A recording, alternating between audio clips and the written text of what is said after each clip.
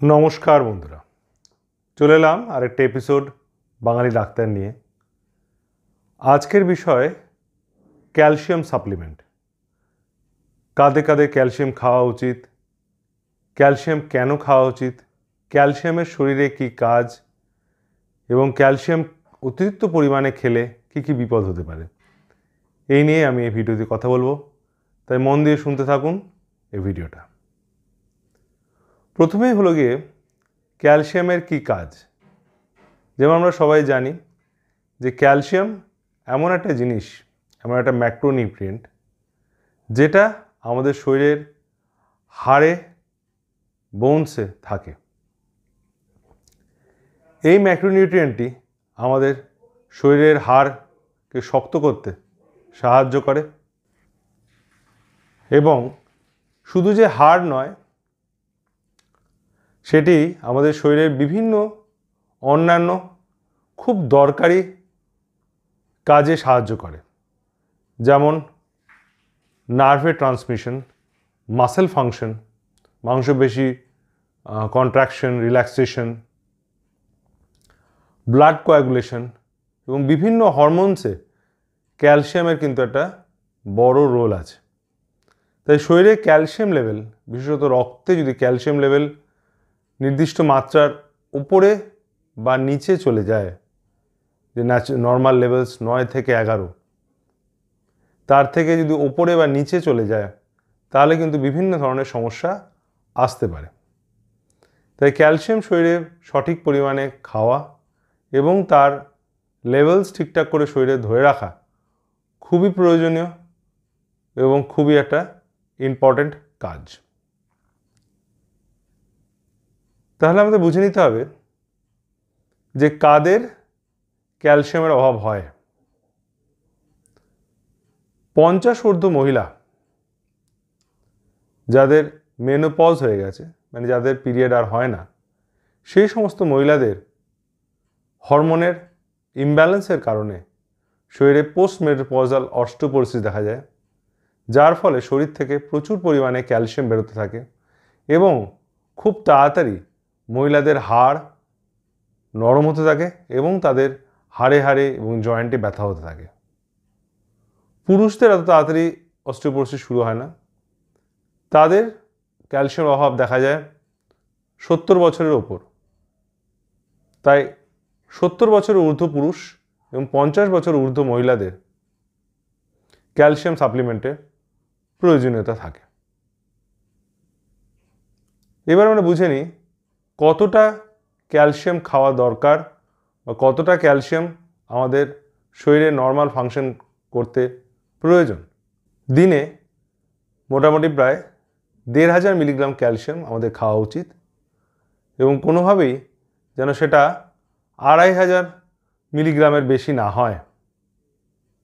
অর্থাৎ যারা 1000 বা তার থেকে কম ক্যালসিয়াম তাদের ডায়েটারি ইনটেকে হচ্ছে, অর্থাৎ যাদের খাওয়া দাওয়ার মাধ্যমে তারা ক্যালসিয়াম পাচ্ছেন না বা কম ক্যালসিয়াম খাওয়া হচ্ছে, তাহলে তাদের অবশ্যই আপ টু 1500 মিলিগ্রাম ক্যালসিয়াম তাদের সাপ্লিমেন্ট করা উচিত।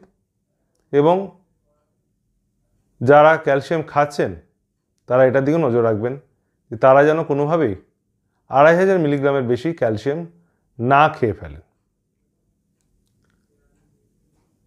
এইবার আমরা বুঝে নেব যে কী ধরনের ক্যালসিয়াম বাজারে চলে বা দোকানে পাওয়া যায় এবং কী ধরনের ক্যালসিয়াম কারা খেতে পারে। ক্যালসিয়াম কার্বোনেট যে সল্টটি আছে, ক্যালসিয়াম কার্বোনেট নামে যে ক্যালসিয়ামটি পাওয়া যায়, এটি হলো কম দামের মধ্যে সবচেয়ে ভালো ক্যালসিয়াম। এই ক্যালসিয়াম প্রায় সবাই খেতে পারেন এবং এই ক্যালসিয়ামের অ্যাবজর্পশনও ভালোই হয় এবং এই ক্যালসিয়াম খেলে শরীরের বোনসে ক্যালসিয়াম ডিপোজিটও ভালো হয় এবং যাদের ক্যালসিয়াম ডেফিসিয়েন্সি হচ্ছে তারা কিন্তু খুব তাড়াতাড়ি এই ক্যালসিয়াম খেলে অনেকটাই হাড়ে ব্যথা, জয়েন্টে ব্যথা থেকে কিন্তু মুক্তি পেতে পারে। যাদের পেটে প্রবলেম, যাদের পেটের গ্যাস্ট্রাইটিস বা আলসারে ভোগেন বা যাদের পেটের হজমের সমস্যা, যাদের শরীরে অ্যাসিড সিক্রিশনের প্রবলেম আছে, তারা এই ক্যালসিয়াম কার্বোনেট খেলে তাদের পেটে কিন্তু সমস্যা হয়, অনেকেই দেখবেন বলে থাকেন যে তাদের ক্যালসিয়াম সহ্য হয় না বা ক্যালসিয়াম খেলে পেটে গ্যাস হয়, পেট ফুলে ওঠে, পেটে ব্যথা হয়। সেই সমস্ত পেশেন্টরা ক্যালসিয়াম সাইট্রেট ম্যালিয়েট এই কম্বিনেশনটি কিন্তু খেতে পারেন। এই টাইপের যে ক্যালসিয়ামগুলি হয়, ক্যালসিয়াম সাইট্রেট ম্যালিয়েট বা ক্যালসিয়াম অ্যাসপার্টেট, এই মলিকুলগুলো যে সমস্ত পেশেন্টরা পেটের সমস্যায় ভোগেন বা যাদের গ্যাস্ট্রাইটিসের সমস্যা আছে, সেই সমস্ত পেশেন্টরা এই ধরনের ক্যালসিয়াম সহজে সহ্য করতে পারেন এবং এই ক্যালসিয়াম খেলে তাদের কোনো খুব একটা বেশি সমস্যা হয় না। সমস্যা যে কোনো ক্যালসিয়াম খেলেই হতে পারে, কিন্তু এই ধরনের সল্টসের তাদের সমস্যা কম হয়। তবে একটাই ডিসঅ্যাডভান্টেজ এই সল্টসগুলোর, এই মলিকিউলসগুলোর, সেগুলো এই ধরনের যে ক্যালসিয়াম অর্থাৎ calcium aspartate, calcium citrate maleate, এই ধরনের যে ক্যালসিয়ামগুলি আছে সেগুলোর দাম ক্যালসিয়াম কার্বোনেটের থেকে অনেকটাই বেশি। আরেকটা ইম্পর্টেন্ট কথা হলো, শুধু ক্যালসিয়াম খেলে চলবে না। সেই সমস্ত পেশেন্টরা অবশ্যই ক্যালসিয়ামের সাথে ভিটামিন ডি তাদেরকে খেতে হবে। তাই যারা ক্যালসিয়াম খাচ্ছেন তারা চেষ্টা করবেন calcium with vitamin D combination খেলে তাদের সুবিধা হয়, কারণ ক্যালসিয়াম অ্যাবজর্পশনে ভিটামিন ডির একটা বড় রোল আছে। আমাদের ইন্ডিয়ান পপুলেশনে আমরা দেখেছি বেশিরভাগ মানুষই ভিটামিন ডি ডেফিসিয়েন্সিতে ভোগেন। যদি ভিটামিন ডি ডেফিসিয়েন্সি থাকে শরীরে, তাহলে আপনারা ক্যালসিয়াম খেলেও কিন্তু সেই ক্যালসিয়াম কিন্তু অ্যাবজর্পশন হবে না, কারণ ক্যালসিয়াম অ্যাবজর্পশন হতে ভিটামিন ডির কিন্তু একটা বড় রোল আছে। ভিটামিন ডি উইথ ক্যালসিয়াম খেলে সেই ক্যালসিয়াম সহজেই শরীরে রক্তে মিশে গিয়ে হাড়ে পৌঁছাবে এবং আপনাদের হাড় শক্ত করতে সাহায্য করবে। এগুলো তো বুঝলাম যে ক্যালসিয়াম খেলে আপনাদের কী সুবিধা হবে। তাহলে এর সঙ্গে এটাও বুঝে নেওয়া যাক যে অতিরিক্ত পরিমাণে ক্যালসিয়াম খেলে কী প্রবলেম হতে পারে। ক্যালসিয়াম খেলে যেটা সবচেয়ে বেশি প্রবলেম আমরা দেখেছি পেশেন্টদের, সেটা হলো কনস্টিপেশন। অনেক পেশেন্টই আছেন যাদের ক্যালসিয়াম খাওয়ার পর কোষ্ঠকাঠিন্য সমস্যা হয়, পেটে ব্যথা হয়, পেটে প্রচণ্ড গ্যাস হয়, হজমের সমস্যা হয়। সেই সমস্ত পেশেন্টরা ক্যালসিয়াম ট্যাবলেট এড়িয়ে চলুন। তারা ন্যাচারাল সোর্স অফ ক্যালসিয়াম অর্থাৎ দুধ, দই, ছানা, এগুলোতে প্রচুর পরিমাণে ক্যালসিয়াম আছে, সেগুলি খাওয়ার চেষ্টা করুন। যদি কেউ ল্যাকটোজ ইনটলারেন্স হয়, অর্থাৎ কারো যদি দুধ, দইতে অ্যালার্জি থাকে, তারা সবজি খান, প্রচুর শাকসবজি আছেন, সবুজ শাকসবজি, যাতে প্রচুর পরিমাণে ক্যালসিয়াম হয়। মাছ, ডিমেও কিন্তু প্রচুর পরিমাণে ক্যালসিয়াম হয়, বিশেষত ছোট মাছ যেটা আপনি গোটা খেতে পাচ্ছেন, মানে হাড়, ছোটো ছোটো হাড় শুদ্ধ চিবিয়ে খেতে পারছেন। তো সেই মাছের হাড় থেকে কিন্তু আমরা প্রচুর পরিমাণে ক্যালসিয়াম পেতে পারি। এই খাবারের মাধ্যমেও কিন্তু আমরা ক্যালসিয়ামের যে ঘাটতি সেটা কিন্তু পূরণ করতে পারি। এছাড়াও দেখা গেছে যে কিছু কিছু পেশেন্টের যারা প্রচুর পরিমাণে ক্যালসিয়াম খাচ্ছেন, দিনের পর দিন, মাসের পর মাস, বছরের পর বছর ক্যালসিয়াম খেয়ে যাচ্ছেন কন্টিনিউয়াসলি, তাদের কিছু কিছু ক্ষেত্রে দেখা গেছে যে তাদের হার্টের অ্যাটাক বা হার্টের প্রবলেম, হৃদরোগ বেশি হয়েছে, তাদের হার্ট অ্যাটাক হওয়ার চান্স বেড়েছে। যদিও এটা খুব একটা কন্ট্রোভার্সিয়াল টপিক, কিন্তু এটা কিন্তু দেখা গেছে। তাই যারা হার্টের সমস্যায় ভুগছেন, যাদের হার্টের প্রবলেম আছে, তারা ক্যালসিয়াম খাবেন না সেটা নয়, ক্যালসিয়াম খাবেন কিন্তু গ্যাপ দিয়ে দিয়ে খাবেন।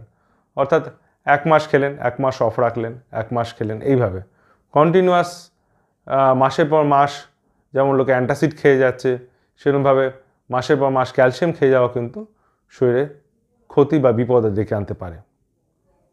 তৃতীয় একটা বড় সমস্যা হলো গিয়ে প্রোস্টেটের সমস্যা। কিছু কিছু ক্ষেত্রে কিছু কিছু স্টাডি বলছে যে ক্যালসিয়াম খেলে প্রোস্টেটের সমস্যা দেখা যায়, যদিও সেটা কন্ট্রোভার্সিয়াল, এটা এখনও সম্পূর্ণভাবে প্রমাণ আমরা পাইনি। এবং শেষ যেটা সবচেয়ে কমনলি দেখা যায় এবং যেটা ক্লিনিক্যালি প্রমাণিত, সেটা হলো কিডনিতে পাথর। যে সমস্ত পেশেন্টদের পাথর হওয়ার প্রবণতা আছে, এটা দেখা গেছে প্রায় 100 জনের মধ্যে 10 জন, 10 to 13% পপুলেশনে এই প্রবণতা দেখা যায়, যে যাদের কিডনিতে পাথর হওয়ার প্রবণতা বেশি, সেই সমস্ত পেশেন্টরা যদি ক্যালসিয়াম খায় তাহলে কিন্তু তাদের পাথর আরও ঘন ঘন হবে, তারা পাথরের সমস্যায় বেশি ভুগবেন। তাই ক্যালসিয়াম বুঝে শুনে খাওয়াই উচিত এবং ডাক্তারবাবুর পরামর্শ মেনে খাওয়াই উচিত। যদি আপনাদের মনে হচ্ছে যে না আপনাদের হাড়ে ব্যথা হয়, যেটা একটু ক্যালসিয়াম খেলে ভালো থাকে, তাহলে অবশ্যই সেটা 1 মাস বা 2 মাস খান, তারপরে গ্যাপ দিন, যাতে অতিরিক্ত ক্যালসিয়াম খাওয়ার ফলে যে সাইড এফেক্টগুলোর কথা বললাম সেগুলোতে যাতে আপনাদের ভুগতে না হয়। শেষে চলে আসি যে এমন সমস্ত ওষুধ যেগুলো ক্যালসিয়ামের সাথে রিয়াকশন করে, মানে যেগুলো ক্যালসিয়ামের সাথে খেলে সমস্যা হতে পারে, সেটার মধ্যে সবচেয়ে গুরুত্বপূর্ণ হলো গিয়ে প্রেশারের ওষুধ। অনেক প্রেশারের ওষুধ আছে, যেমন অ্যামলোডিপিন, থায়াজাইড ডায়োরিটিক্স এবং আমাদের টেলমিসার্টান, লোসার্টান, এই সমস্ত প্রেশারের ওষুধগুলো কিন্তু ক্যালসিয়ামের সাথে খেলে ক্যালসিয়ামের সাথে প্রবলেম তৈরি হয়, অর্থাৎ প্রেশার ওষুধ ঠিকঠাক করে কাজ করতে পারে না, অনেকগুলি প্রবলেম দেখা দেয়। তাই যদি আপনারা প্রেশারের রোগে ভুগছেন এবং ডাক্তারবাবু আপনাকে ক্যালসিয়াম খেতে বলেছেন, তাহলে অবশ্যই গ্যাপ দিয়ে খান, দুটো একসাথে খাবেন না, অনেকটা গ্যাপ দিয়ে খান এবং লো ডোজে ক্যালসিয়াম খান।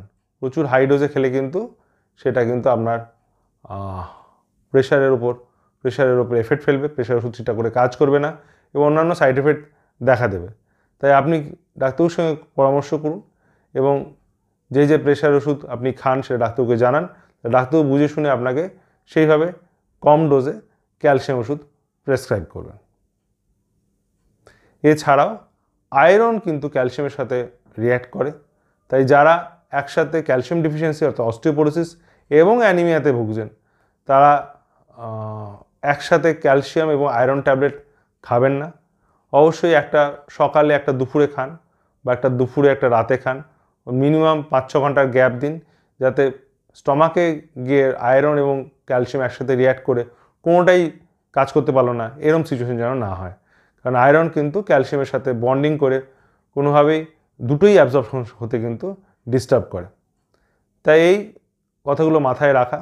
এছাড়াও অনেকগুলি ওষুধ আছে যেগুলো ক্যালসিয়ামের সাথে রিয়্যাক্ট করে, কিন্তু সেগুলো খুব স্পেসিফিক, খুব সাধারণত আমরা সেসব ওষুধগুলি খাই না, তাই সেগুলো দিয়ে এখনই সেটা নিয়ে মাথা না ঘামানোই ভালো।